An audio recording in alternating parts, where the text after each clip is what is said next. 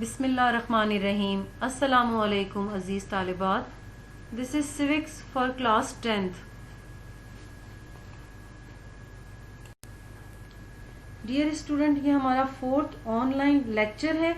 اس میں جو ہم نے ٹاپک پڑھنے ہیں وہ پہلا ہے مسلم لیگ کا قیام 1906، قائد اعظم کے 14 نکات، قرارداد لاہور 1940 اور 3 جون منصوبہ 1947.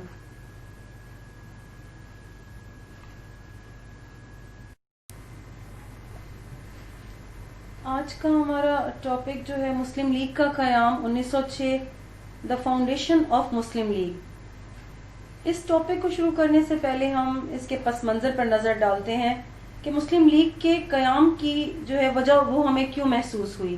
ایک ایسی سیاسی جماعت جو بر صغیر پاک و ہند کے مسلمانوں کو سیاسی طور پر تحفظ فراہم کر سکے. وہ کون سے عوامل تھے، وہ کون سے واقعات تھے، وجوہات تھی جن کی بنا پر سب سے پہلے اگر نظر ڈالیں تو وہ مسلم لیگ کے قیام کی ضرورت کیوں محسوس ہوئی.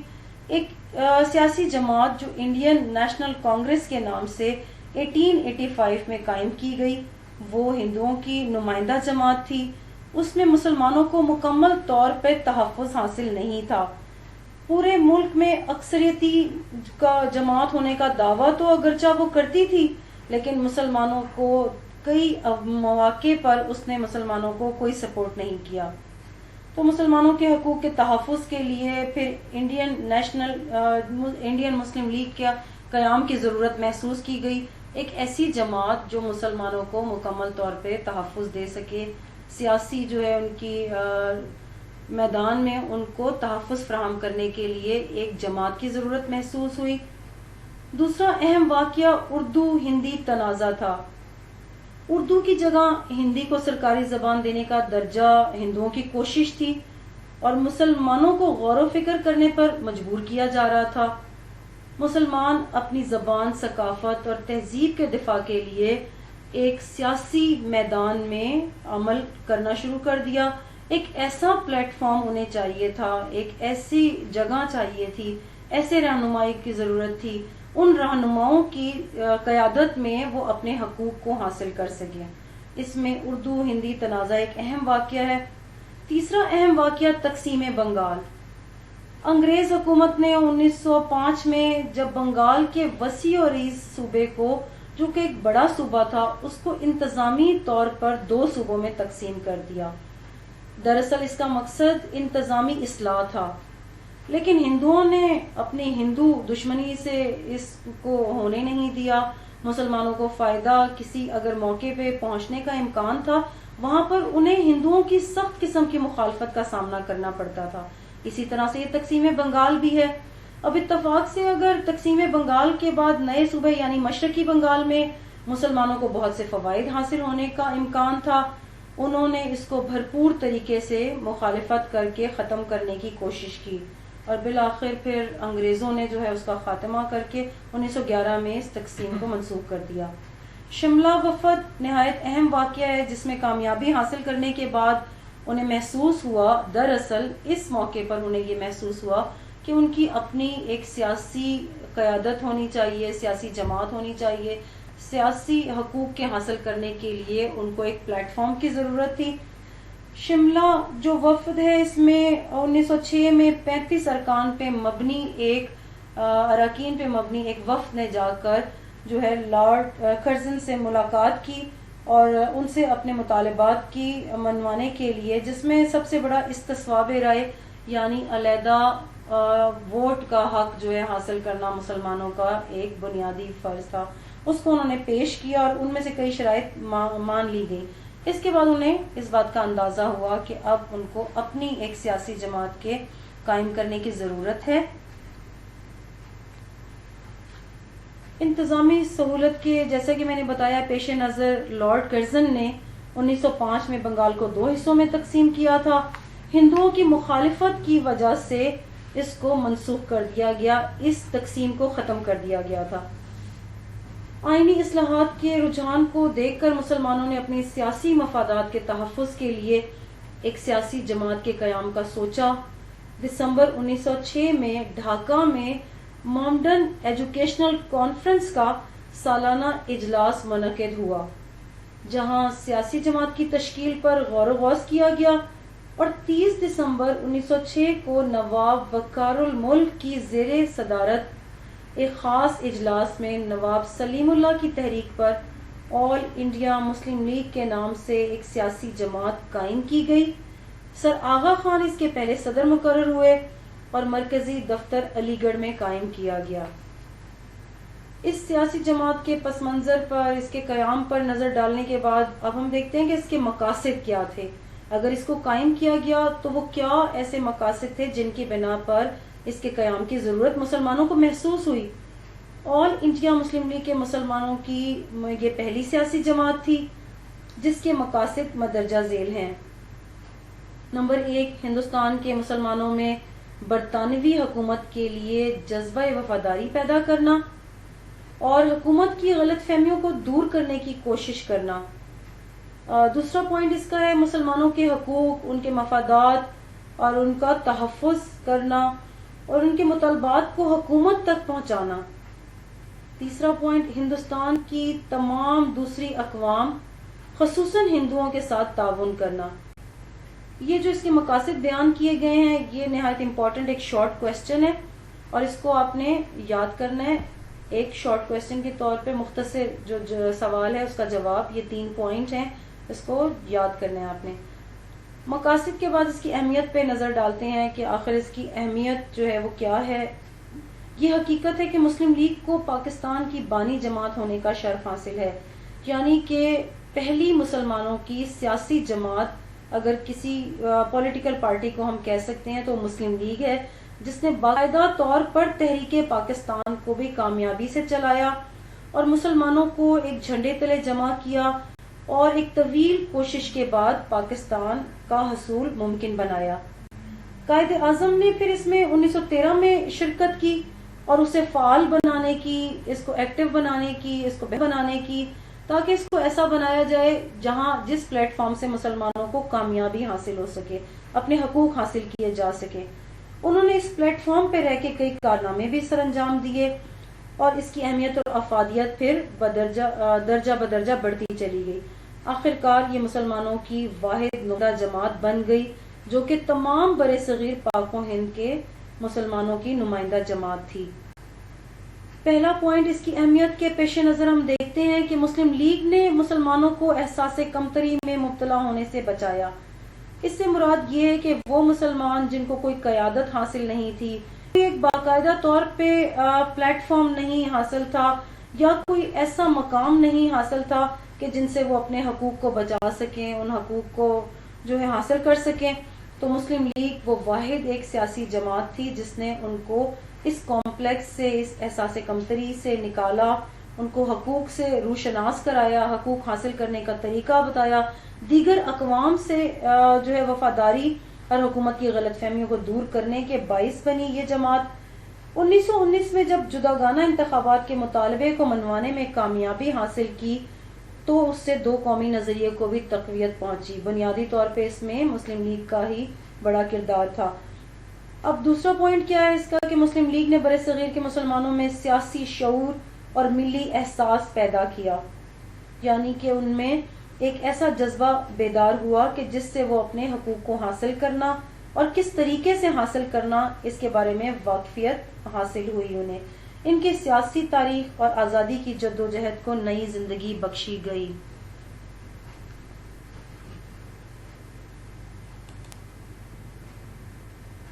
اب اس کا تیسرا پوائنٹ اس کی اہمیت کے پیش نظر اسے ہم دیکھتے ہیں کہ مسلم لیگ نے مسلمانوں کو ایک پلیٹ فارم مہیا کیا، وہ اپنے حقوق کا تحفظ کر سکیں، اپنے حقوق کے بارے میں ان کو اہمیت اور اس کے تحفظ کا طریقہ کار بتایا، اپنے حقوق کو حاصل کرنا اس حکمران جماعت سے جو کہ اس وقت برصغیر پاک و ہند پر انگریزوں کی حکمرانی تھی، ان سے کیسے اپنے حقوق کو حاصل کرنا ہے، پھر اس کا تحفظ، ان کے مفادات کی نگرانی کی، ان کو تحفظ فراہم کیا، ان کے مطالبات کو مؤثر طریقے سے، ان کے جتنی بھی ڈیمانڈز یا ان کے جائز حقوق تھے جو ان کو حاصل ہونے چاہیے تھے اور ان کو کیسے حاصل کیا جا سکے گا، یہ حکومت کے سامنے پیش کرنا مسلم لیگ کا ایک بڑا کارنامہ تھا۔ مسلم لیگ کے اجلاس میں ہی علامہ اقبال نے 1930 میں، یہاں پر یہ جو 4تھ پوائنٹ ہے یہ آپ کا ایک شارٹ کویسچن اگین یہاں پر کہ علامہ اقبال کا خطبہ الہ آباد کے بارے میں آپ کیا جانتے ہیں، یہ سوال یہاں پر ایک شارٹ کویسچن آپ کا امپورٹنٹ شارٹ کویسچن ہے۔ مسلم لیگ کے اجلاس میں پھر علامہ اقبال نے 1930 میں تصور پاکستان پیش کیا۔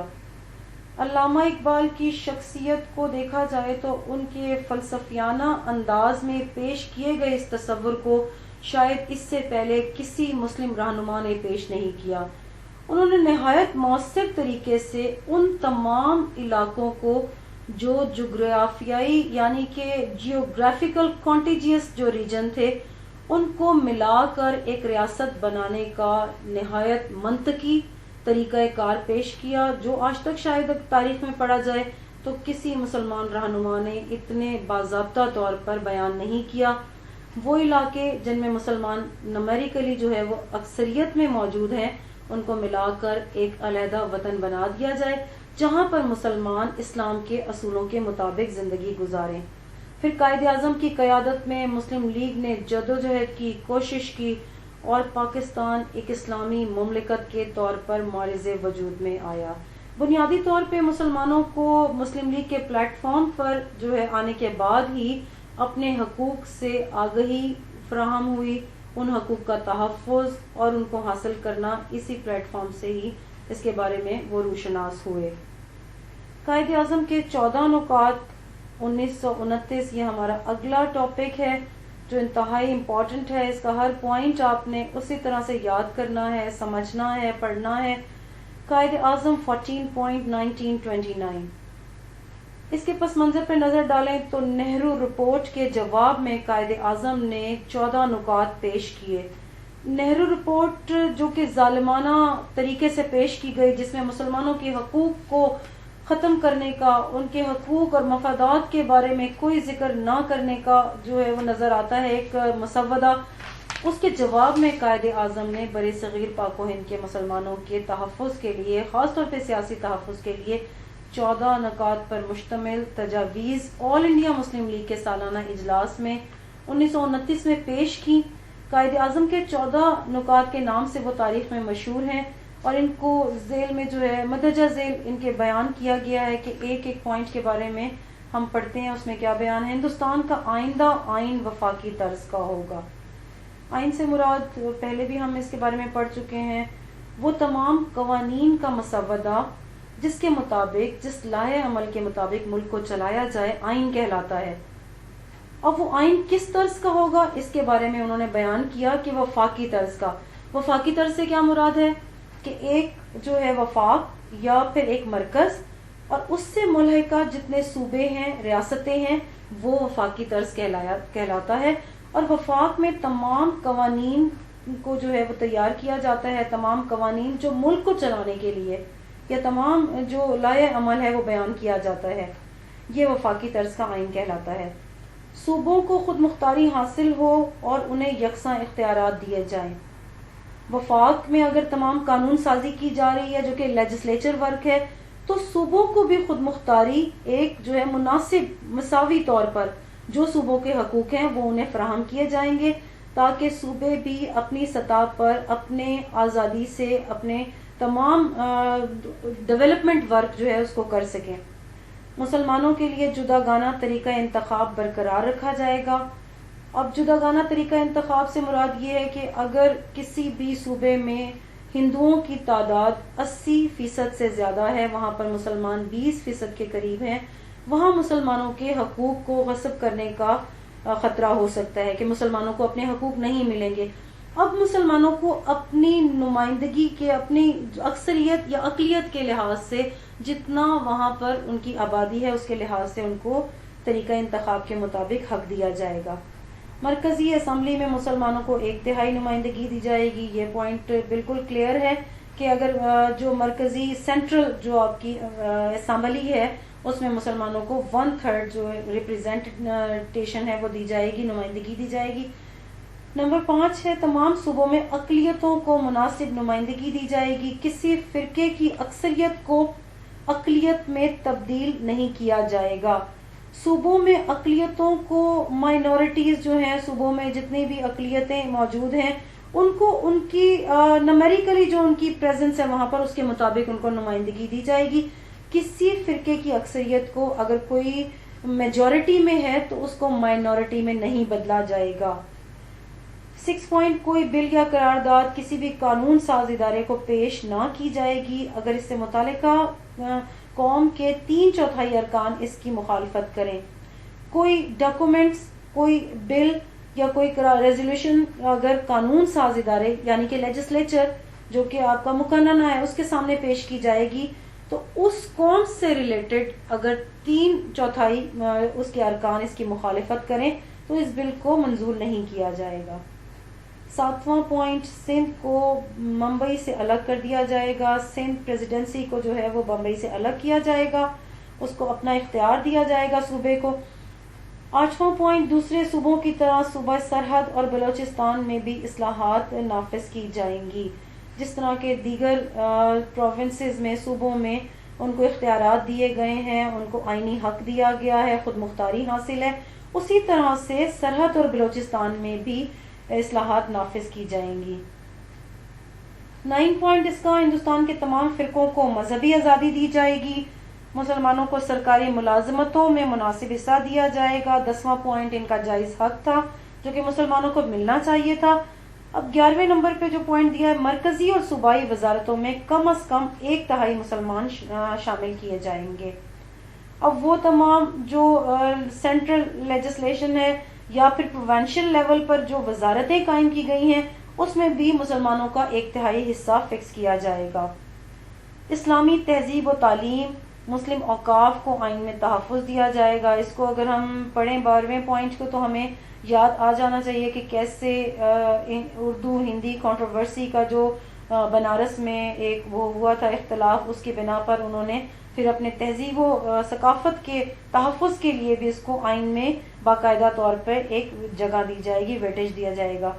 13 پوائنٹ، کسی صوبے کی رضامندی کے بغیر آئین میں ترمیم نہ کی جائے گی جسے امینڈمنٹ کہتے ہیں یعنی کہ تبدیلی کہتے ہیں. کسی بھی ایسی جو ہے بل، کسی آئین میں ترمیم، کوئی ایسا بل، کوئی مسودہ، کوئی پوائنٹ کوئی وہ پیش نہیں کیا جائے گا جس میں صوبے کی رضامندی کسی بھی ایک صوبے کی اگر نہ ہو تو وہ آئین میں ترمیم نہیں کی جائے گی.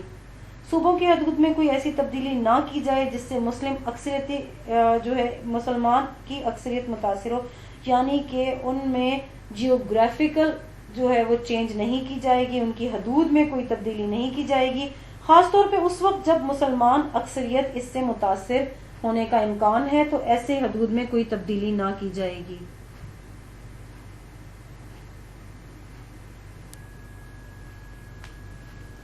قرارداد پاکستان 1940. عزیز طالبات، یہ ہمارا لاسٹ ٹاپک ہے اس بک کا جو ہم نے اس کے بعد ہم ایکسرسائز کریں گے اور تمام سوالات جو لانگ کویسچن ہے، شارٹ کویسچن ہے، جو آپ کی مشقی سوالات دیے ہوئے اس کو حل کریں گے. اور یہ لاسٹ ٹاپک ہے ہمارا قرارداد پاکستان 1940 جسے کہ ہم لاہور ریزولوشن بھی کہتے ہیں. پاکستان کے عظیم تاریخی شہر لاہور میں آل انڈیا مسلم لیگ کا سالانہ اجلاس 1940 میں اقبال پارک میں منعقد ہوا. 1 لاکھ سے زائد افراد وہاں موجود تھے. اجلاس کی صدارت قائد اعظم محمد علی جناح نے کی اور بیگم محمد علی جوہر، آئی چندی گڑھ، مولانا ظفر علی خان، چودھری خلیق الزمان، قاضی محمد عیسیٰ جیسی عظیم شخصیات اس اجلاس میں شامل تھیں. قرارداد لاہور کے پس منظر پر اگر نظر ڈالیں تو وہ ہمیں مسلم لیگ کا قیام نظر آتا ہے. دراصل کہ وہ ایک ایسی سیاسی جماعت ہم مسلمانوں کو ملی جس پر جمع ہو کر انہوں نے پھر اپنے ملک کو حاصل کرنے کا طریقہ کار اختیار کیا. اس میں تحریک پاکستان پہلی دفعہ مسلم لیگ کے سیاسی پلیٹ فارم پر علامہ اقبال نے 1930 کے سالانہ اجلاس میں الہ آباد میں ایک باقاعدہ طور پر علیحدہ ریاست کا یعنی الگ ملک کا تصور پیش کیا. اس سے پہلے بھی بعض شخصیات تقسیم ہند کی تجاویز دے چکی تھی کہ برصغیر پاک و ہند کے تمام سیاسی مسائل کا جو حل ہے وہ صرف اس ملک کی تقسیم میں پوشیدہ ہے. یعنی کہ اگر ملک کو 2 حصوں میں تقسیم کر دیا جائے جس میں ایک اکثریتی جو ہے وہ قوم ہندوؤں کی ہے اور مسلمان جو کہ بر صغیر پاک و ہند میں اقلیت کی صورت میں رہ رہے تھے، ان کو اپنے حقوق کو بچانے کے لیے، اس کے تحفظ کے لیے ایک علیحدہ ریاست کی ضرورت ہے، اور وہ علیحدہ ریاست ایک مسلم ریاست ہے، ایک مسلم مملکت ہوگی. 1933 میں جیسا کہ ہم جانتے ہیں چودھری رحمت علی نے اپنے ایک پامفلٹ اب نہیں تو کبھی نہیں، ناؤ اور نیور کے ذریعے مسلمانوں کو اس عظیم ملک کے نام سے بھی روشناس کرایا جس کا نام پاکستان رکھا گیا. اب اگر اس کے تمام الفابیٹس یا ان کے حروف پر دیکھتے ہیں کہ پاک سے کیا مراد ہے، پاک سے مراد پنجاب ہے، افغانیہ الف ہے، کشمیر کا کاف، سندھ کے سین اور بلوچستان کے تان پر مشتمل یہ مقدس لفظ جو بیان کیا گیا پاکستان، وہ ایک نہایت مقدس مملکت کا نام بیان کیا گیا. قائد اعظم نے 1934 میں مسلم لیگ کی تنظیم کا کام دوبارہ تیز کر دیا. اب ہم دیکھتے ہیں کہ کس طرح سے بر صغیر میں کانگریسی وزارتوں نے مسلمانوں کی زندگی اجیرن کر دی. ان حالات میں 1939 میں دہلی میں آل انڈیا مسلم لیگ کی مجلس عاملہ اور کونسل نے فیصلہ کیا کہ آئندہ سال لاہور میں ہونے والے اجلاس میں مسلمانوں کے لیے ایک علیحدہ وطن کے قیام کا مطالبہ کیا جائے گا. عزیز طالبات، اب 1940 کو لاہور میں پھر مسلم لیگ کا ایک تاریخی جلسہ منعقد ہوا جس کی صدارت قائد اعظم نے کی. یہ منٹو پارک جسے اب موجودہ اقبال پارک کہا جاتا ہے، وہاں پر جو اب اس کی یادگار بنا دی گئی جو کہ مینار پاکستان کی شکل میں لاہور میں آج بھی موجود ہے، وہاں قائد اعظم نے 2 قومی نظریے کی نہایت اچھی وضاحت جو ہے وہ بیان کی. یعنی کہ اس کو واضح الفاظ میں بیان کر دیا کہ اب مسلمان ایک علیحدہ مملکت کے بغیر اس ہندوستان میں نہیں رہ سکتے، کہ بر صغیر کے مسلمان ایک اقلیت ہی نہیں بلکہ ہر تعریف کے لحاظ سے ایک قوم ہے. اگر کسی قوم کی مکمل تعریف کو مد نظر رکھا جائے تو مسلمان ایک مکمل قوم کی تعریف پر پورے اترتے ہیں. ان کی ایک علیحدہ تاریخ ہے، مذہب ہے، زبان ہے جو کہ ہندوؤں سے بالکل مختلف ہے، لہٰذا ان کا آپس میں رہنا ناممکن ہے. اگرچہ وہ صدیوں سے ایک ساتھ رہ رہے تھے لیکن اس کے باوجود وہ آپس میں مدغم نہیں ہوئے، یعنی کہ انہوں نے اپنے علیحدہ تشخص کو قائم رکھا. اب اس تشخص کے قیام کے لیے، اس کی بقا کے لیے مسلمان قوم کو ایک علیحدہ ملک کی ضرورت تھی.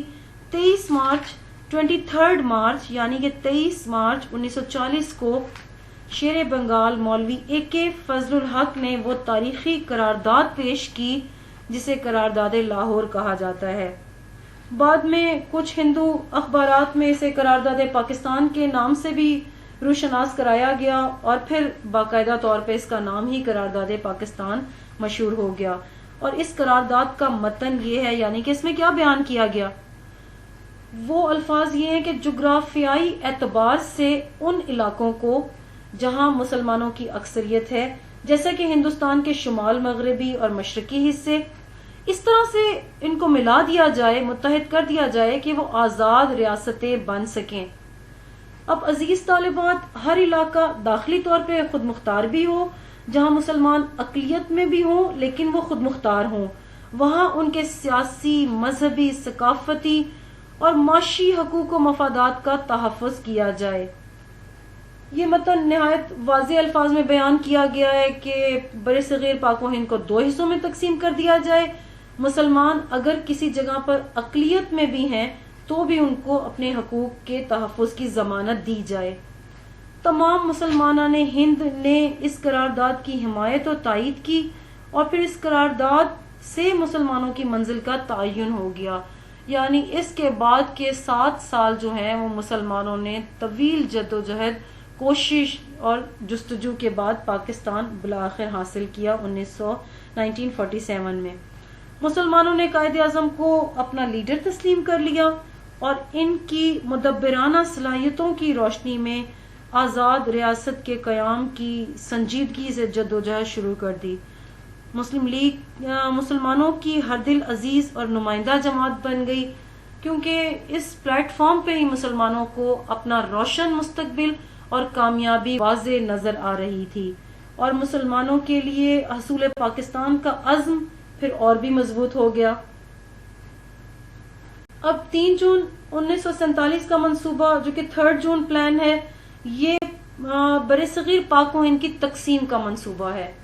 بالآخر جب مسلم لیگ نے انتخابات میں واضح کامیابی حاصل کر لی اور انگریزوں کو اب اس بات کا احساس ہوا کہ تمام سیاسی مسائل کا حل صرف اور صرف ہندوستان کی تقسیم ہے، ہندوستان کے حالات کو دیکھتے ہوئے فروری 1947 میں برطانوی وزیر اعظم لارڈ ایٹلی نے اعلان کیا کہ برطانیہ ہر صورت میں جون 1948 تک برے صغیر کا اقتدار چھوڑ دے گا۔ اب انہوں نے اس حقیقت کو تسلیم کر لیا کہ تمام مسائل کا حل ملک کو تقسیم کرنا ہے، جس میں ایک ہندوؤں کی اکثریتی جماعت، ہندوؤں کی اکثریتی اقوام کا جو ہے وہ ملک ہوگا، دوسرا مسلمانوں کا ملک جو پاکستان، جس کا نام انہوں نے تجویز کر لیا ہے۔ اس مقصد کے لیے لارڈ ماؤنٹ بیٹن کو برے صغیر کا آخری گورنر جنرل مقرر کیا گیا۔ عزیز طالبات، اس نے برے صغیر کو متحد رکھنے کی ہر ممکن کوشش کی۔ آخری جو ہے کوشش یہاں پر نظر آتی ہے کہ کسی طرح سے برے صغیر کو تقسیم نہ ہونے دیا جائے، اور اگر اس کا کوئی بھی حل نہیں ہے تو ہندوؤں کے حوالے کر دیا جائے، جو کہ عظیم رہنماؤں کی مدبرانہ سوچ اور ان کی دور رس جو ہے وہ اثرات نظر آ رہے تھے کہ اگر اس کو انصاف سے تقسیم نہ کیا گیا تو مسلمان ہمیشہ ہمیشہ کے لیے انگریزوں کی غلامی کے بعد ہندوؤں کی غلامی میں چلے جائیں گے۔ جلد ہی جب اس کو محسوس کیا گیا تو انہوں نے برے صغیر کا حل صرف اور صرف اس کی تقسیم اور آزاد ریاستیں پاکستان اور بھارت بن جائیں، یہی اس کا ایک مستقل حل نظر آتا تھا۔ اب 3 جون 1947 کو تقسیم ہند اور قیام میں پاکستان کے منصوبے کا اعلان کیا گیا۔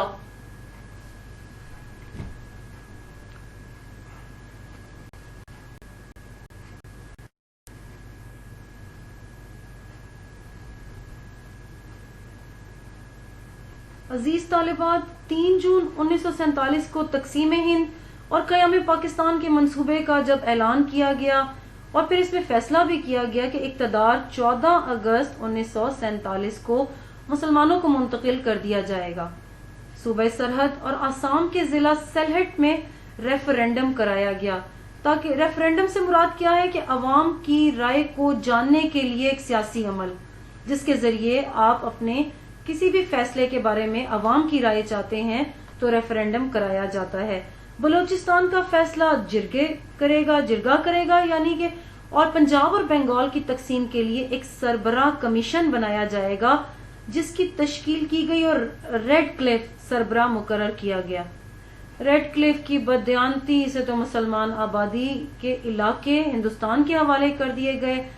آپ اس کے بارے میں جانتے بھی ہوں گے کہ کس طرح سے ریڈ کلف کے ذریعے سے منصوبہ بنایا جائے کہ تقسیم ایسی کی جائے کہ یہ ملک چل ہی نہ سکے اور اس کو پھر دوبارہ سے ہندوستان میں شامل کر دیا جائے۔